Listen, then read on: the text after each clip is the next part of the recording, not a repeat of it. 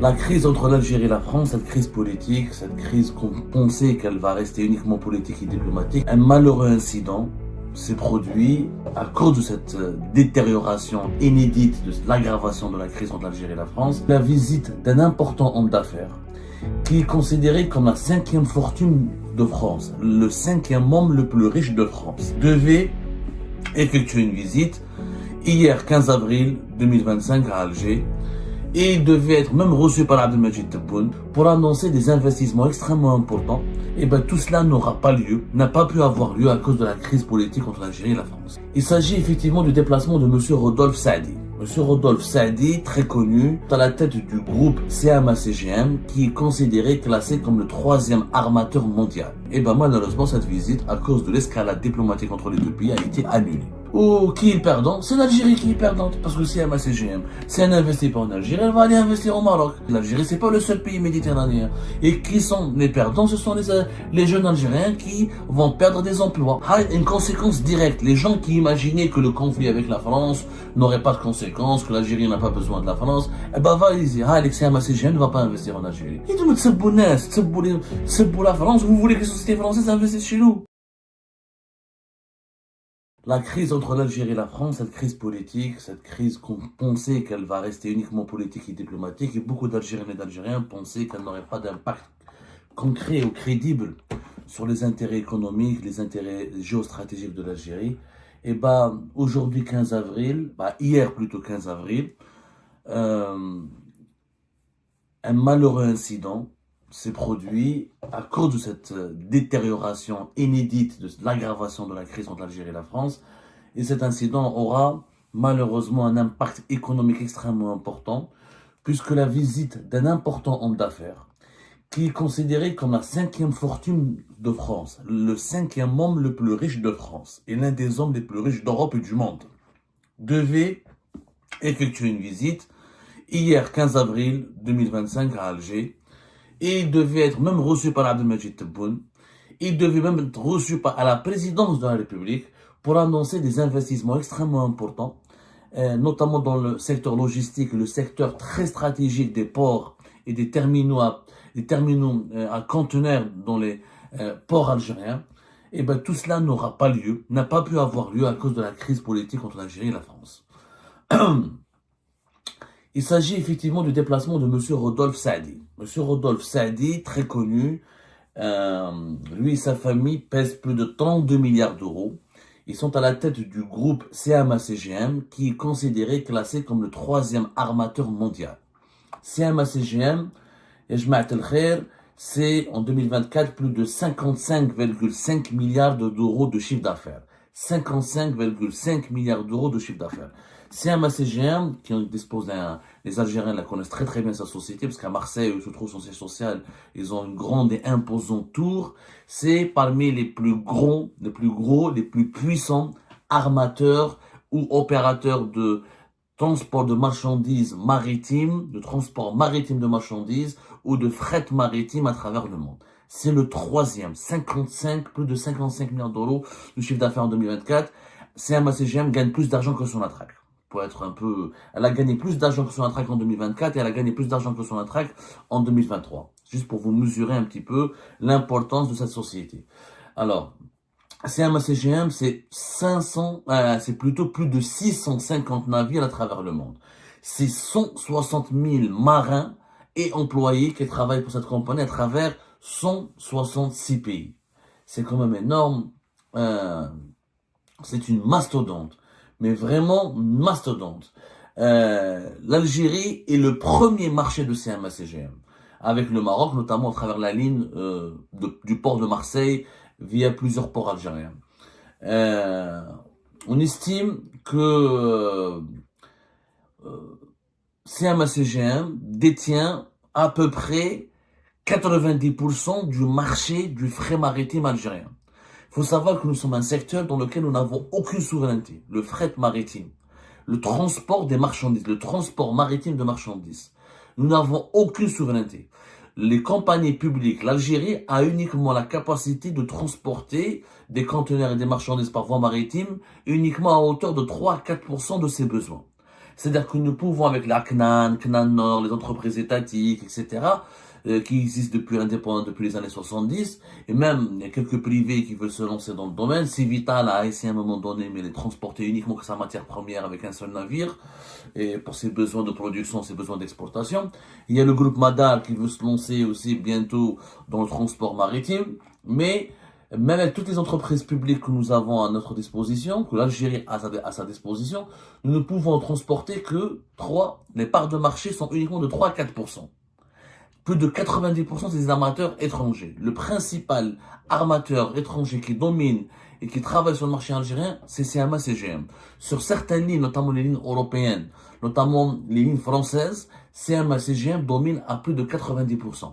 C'est-à-dire c'est que demain, CMA CGM ou les armateurs étrangers décident de boycotter l'Algérie, de se disputer avec l'Algérie, de ne plus transporter des marchandises vers l'Algérie, l'Algérie sera déconnectée du monde. On pourra recevoir aucun conteneur, aucune marchandise, aucune matière première.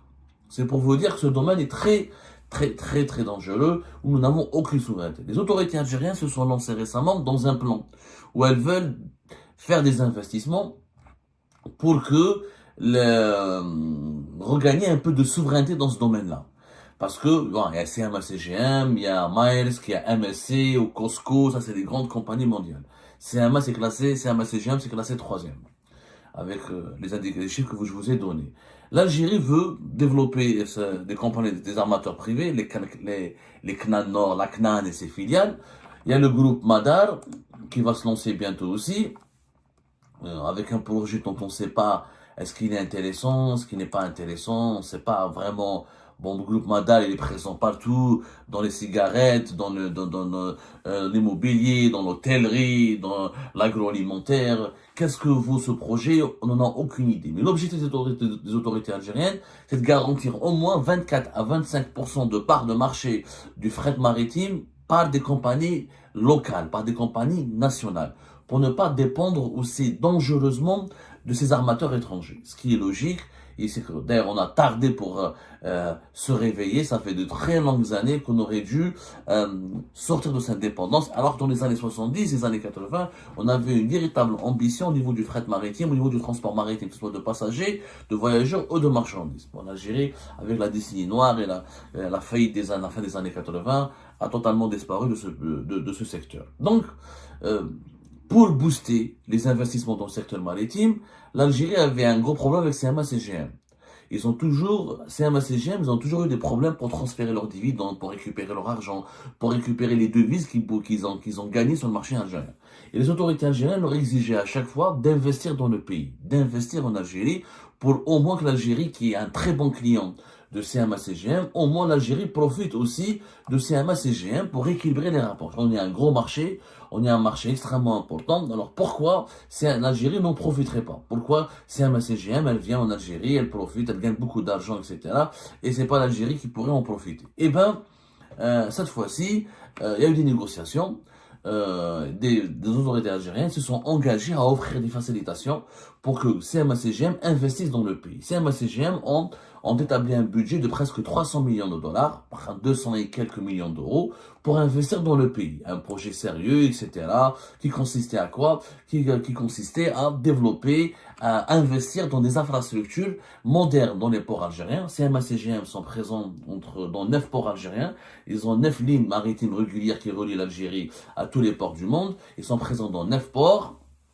Et l'objectif était de se positionner dans un port bien précis. C'était le port d'Oran. CMA CGM était en train de négocier, de prendre une concession importante au niveau du port d'Oran. Et avec un investissement de presque 280 millions de dollars, il était question d'investir pour construire des terminaux conteneurs, des infrastructures portuaires intéressantes, etc. Et CMA CGM voulait même faire un plan d'investissement à plusieurs années qui va peut-être même dépasser le 1 milliard d'euros. parce que le marché algérien est important. L'Algérie, c'est la porte de la Méditerranée, la porte de la Méditerranée, c'est la porte de l'Afrique pour les pays européens. Elle est au cœur de la Méditerranée, notre position géographique. Et l'Algérie, elle a envie de remoderniser ses ports. Et quoi qu'il arrive, même avec les restrictions des importations, l'Algérie, elle a envie d'améliorer ses exportations. Mais elle sera toujours obligée quand même d'importer. Donc, l'Algérie et le transport maritime international de marchandises, elle veut devenir un acteur stratégique. Et c'est un marché important. C'est un marché important, d'autant plus que le seul concurrent de CMA-CGM, c'est l'Émiraté DP World. DP World, elle est en très grande difficulté depuis 2022-2023 et il ne pourrait pas faire long feu à cause des relations politiques très compliquées entre les Émirats et l'Algérie.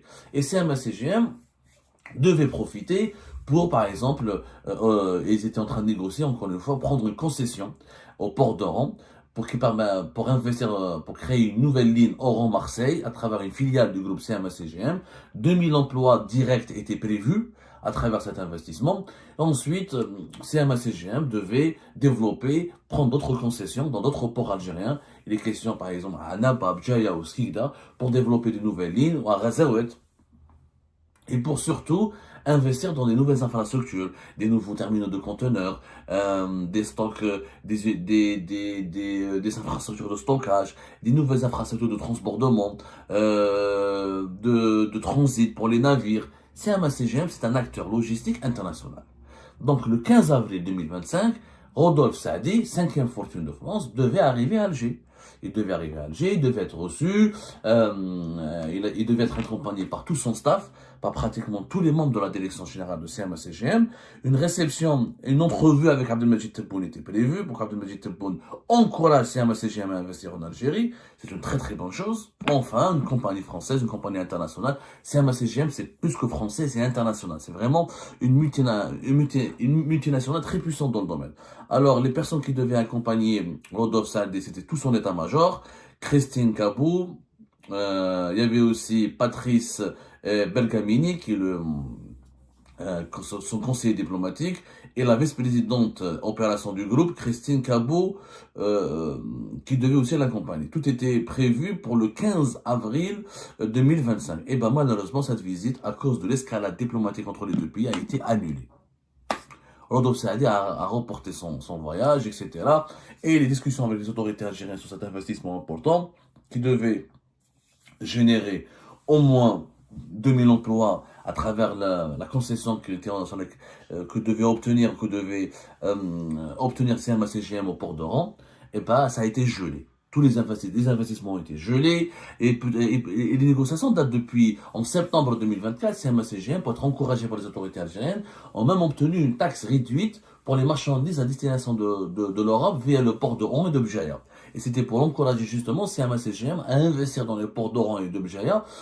On leur a donné un traitement préférentiel pour qu'ils investissent dans ces ports-là, pour qu'ils permettent pour qu'ils accompagnent l'Algérie à créer des hubs logistiques. Voilà, on parle de hubs logistiques, c'est-à-dire des terminaux à conteneurs modernes, bien gérés, avec des logiciels informatiques modernes, avec un management moderne. Et ça, c'est des investissements de plusieurs centaines de millions d'euros. Ben, tous ces projets, toutes ces ambitions ont été gelées à cause de l'escalade diplomatique et politique entre les deux pays. Voilà. Maintenant, il faut se mettre à la place de Rodolphe Saadi. Son pays, il est français. Son pays est en grave crise avec l'Algérie. Donc, il voit que des diplomates français sont expulsés d'Algérie. La France expulse des diplomates algériens. Des graves accusations. Une affaire de meurtre et de kidnapping d'un opposant algérien sur le sol français.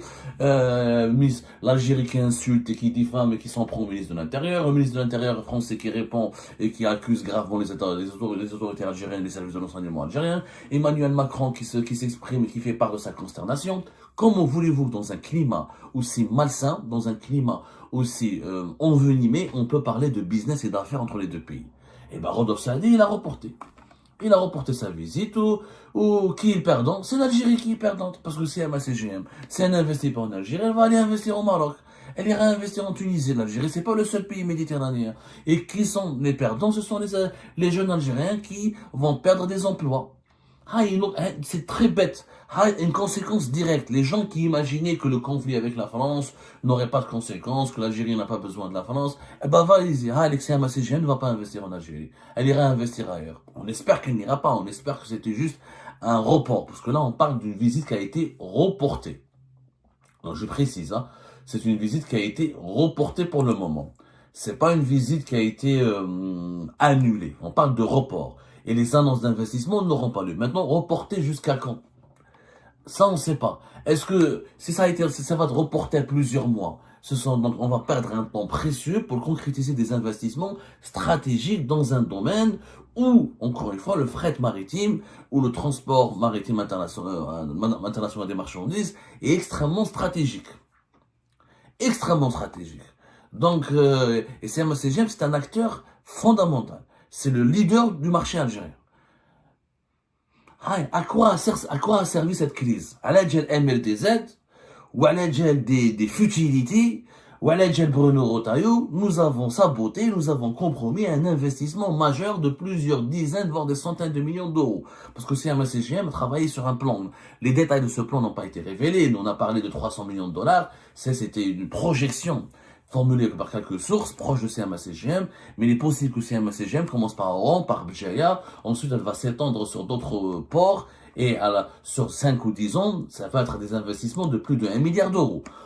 Pourquoi? Parce que CMA-CGM, ils ont un hub à Malte, qui est des porte-conteneurs connectés au hub de Malte. Ils font Algeciras, Valence, Marseille, Malte, à travers 9 ports algériens.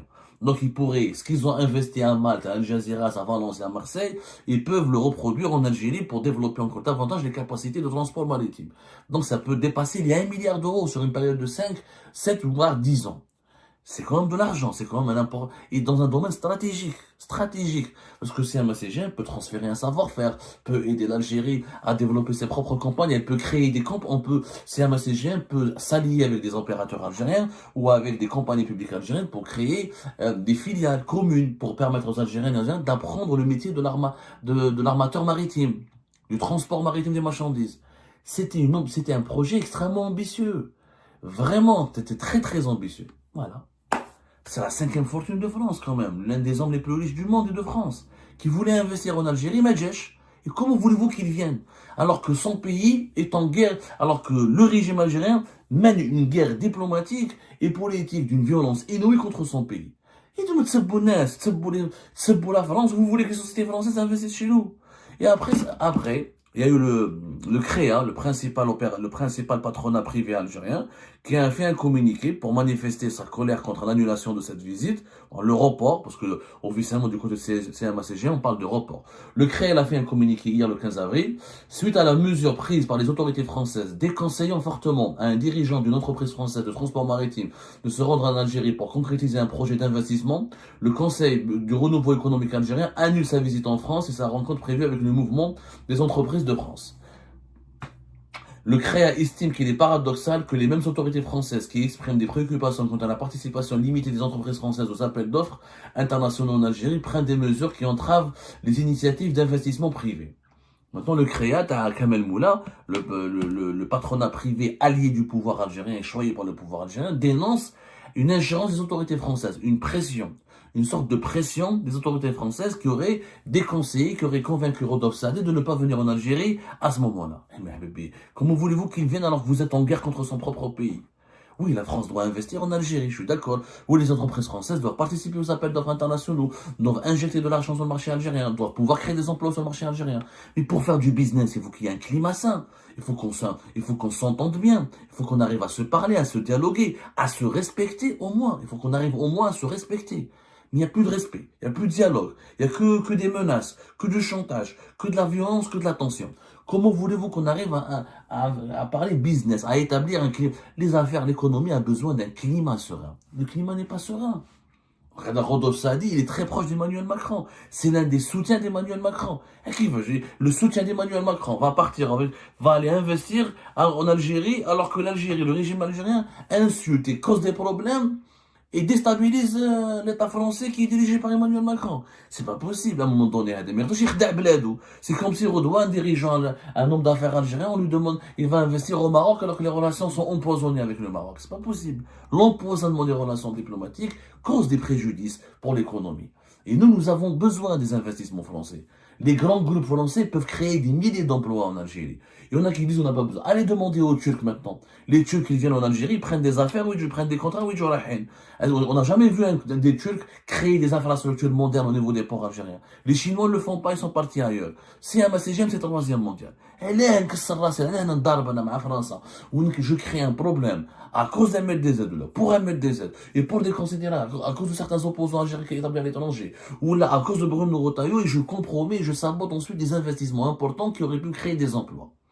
Ah, je connais les Algériens qui auraient pu travailler dans la concession de CMA-CGM dans Port d'Or. Je connais l'État algérien. Ah, ça c'est vraiment dommage. C'est vraiment grave. Et voilà les conséquences désastreuses et malheureuses de cette crise politique et diplomatique inutile. La France est un partenaire important. Mais c'est pas le Maroc, ou le Mali, ou le Niger. C'est une puissance mondiale dont nous avons beaucoup d'atouts pour faire du lobbying au plus haut sommet de l'établissement de cette puissance mondiale afin d'attirer des investissements, de créer des emplois chez nous, de créer des richesses et surtout de préserver nos intérêts et de bénéficier du savoir-faire français et des capacités de grandes entreprises françaises pour créer des richesses. Au lieu de cela, on se bagarre, on se dispute et on sabote des investissements.